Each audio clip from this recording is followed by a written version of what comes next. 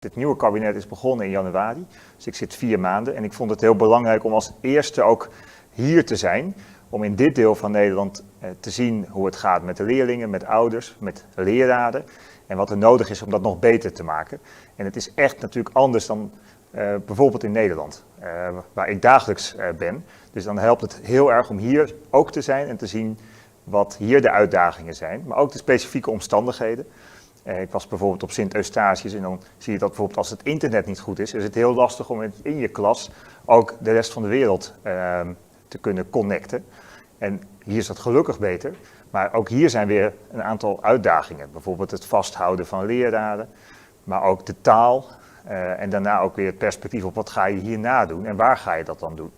Dus ik heb wel heel veel geleerd van hoe het hier werkt en ook hoe het hier soms anders werkt. En dat helpt mij weer om het komende jaren ook hier te kunnen bijdragen en dingen die beter moeten ook beter te kunnen maken. Wat we in Nederland proberen te doen, en dat is ook onderdeel van de ambities van het nieuwe kabinet, is eigenlijk te zorgen dat iedereen in de school terecht kan. En dat de school ook voor iedereen is. Dus dat je uiteindelijk ervoor zorgt dat je ook in het reguliere onderwijs de ondersteuning vindt die je nodig hebt.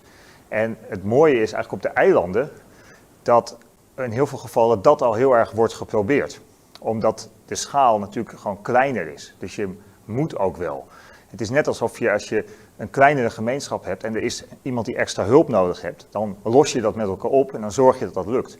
In Nederland zie je vaak dat dan de school zegt, ja dan moet je maar ergens anders naartoe.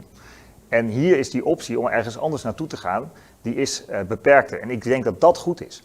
Je wil wel dat als je extra hulp nodig hebt, dat die hulp er ook is. Dat is op de eilanden georganiseerd, bijvoorbeeld met een kindcentrum. En in dat center krijg je die extra ondersteuning. De vraag is alleen, komen alle kinderen ook daar en wordt die ondersteuning dan vervolgens, kan die ook geboden worden? Ik denk dat die ondersteuning, dat wat je ziet hier, wat een expertise beschikbaar is, naast de leraar, dat die er best wel is. Dus er is een heel goed netwerk van expertise. Je ziet alleen dat de leraar ook wel eens ziet dat er extra behoefte nodig is, maar dat ouders dat soms best lastig vinden om te accepteren. Dus de eerste stap vind ik wel, dat als er extra hulp is, dat ouders die dan ook accepteren en dat de school ook helpt om dat te laten slagen.